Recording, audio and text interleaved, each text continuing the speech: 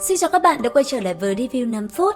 Ở cuối tập 15, sau đợt thú triều bộc phát, toàn bộ thiết bị ở trên khoang tàu đã bị hư hại rất nặng. Bởi vậy, ngay khi đi tới, Lý Diệu cũng lập tức được giao nhiệm vụ sửa những chiếc đại bác bị hỏng. Và rất nhanh, cầm khẩu đại bác trên tay, bàn tay Lý Diệu cực kỳ biến ảo. Với đôi tay thoăn thoắt, chỉ trong thoáng chốc, rất nhiều linh kiện đã được anh ấy lắp ráp xong. Chứng kiến điều này, ngay cả viên sĩ quan kia cũng kinh ngạc. Thật không ngờ, Lý Diệu lại có thể một tay tháo súng và lắp ráp nó nhanh chóng như vậy. Và cứ như thế, ở bên trong khoang tàu, quân đội thì chống lại quái thú, còn luyện khí sư như Lý Diệu và đại luyện khí sư Đinh Dẫn thì vẫn đang miệt mài sửa chữa những trang bị hỏng hóc do thú triều tấn công. Và rất nhanh, Lý Diệu cũng lắp ráp xong những khẩu đại bác đơn giản.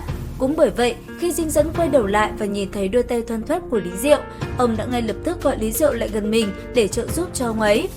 Và cũng theo như lời vị đại luyện khí sư kia, ngày hôm nay tất cả có thể chạy thoát hay không, toàn bộ phải dựa vào khẩu pháo khổng lồ ở trên khoang tàu. Thế nhưng nếu chỉ dựa vào mình ông thì sẽ mất rất nhiều thời gian, đến lúc sửa xong không chừng thú triều đã phá được pháp trận phòng ngự và nhấn chìm con tàu mất rồi. Bởi vậy ông cần sự giúp đỡ. Và không ngần ngại, Lý Diệu cũng ngay lập tức tiến lại gần Đinh Dẫn. Dưới sự chỉ dẫn của ông ấy, Lý Diệu cũng rất nhanh bắt đầu lắp ráp và cùng ông tu sửa khẩu đại pháo kia. Tuy nhiên, cái đám quái vật ở ngoài vẫn đang liên tục tấn công con tàu, bởi vậy rất nhanh, quân đội đã tử thương vô số.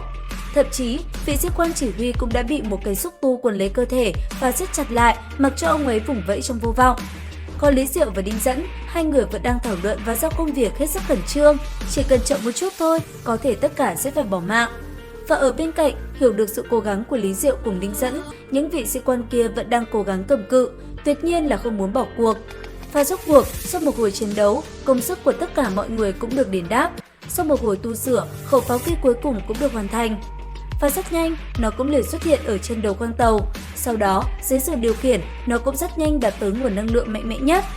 Cuối cùng, một quả cầu được bắn ra tạo thành một vòng xoáy hủy diệt rất nhanh, đã liền phá tan mọi thứ nơi mà nó đi qua. Những con u hồn sứa ở mấy trăm mét vòng ngoài, mặc dù chưa bị tan xác, nhưng cũng bị điện giật rơi xuống như mưa. Mặc dù số u hồn sứa bị phá tan cũng nhiều, thế nhưng nó vẫn chưa động đến được gốc rễ của trận thú triều. Bởi vậy, sau phát bắn đầu tiên, đám u hồn sứa kia lại một lần nữa bâu tới. Dù cho đã bắn thêm 3-4 lần nữa, thế nhưng vẫn không đủ để quét sạch bọn chúng.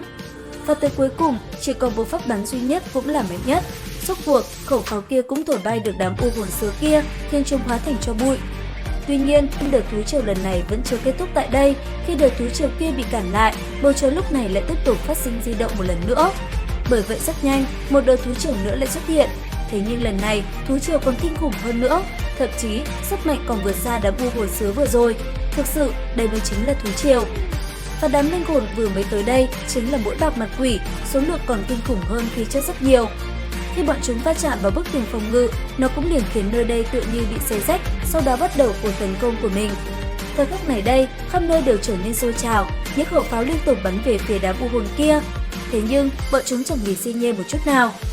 Theo như lời đại khí sư Đinh Dẫn, dựa theo tính toán của ông, khoảng chừng 25 phút 31 giây sau, pháp trận phòng ngự sẽ tan vỡ, mà không đến 3 phút sau, đám mũi kia sẽ hút sạch máu của mọi người trên tàu, biến chúng ta thành xác khô. Và ngay xong, tất cả như ngã gục.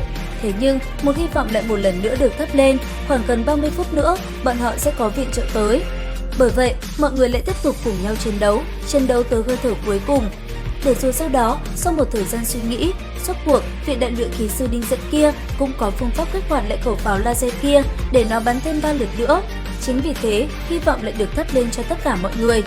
Đến đây thì hết tập 16 và cũng là tập cuối phần 1 Tinh vực Bố Vạn Năm. Xin chào và hẹn gặp lại các bạn ở những video tiếp theo.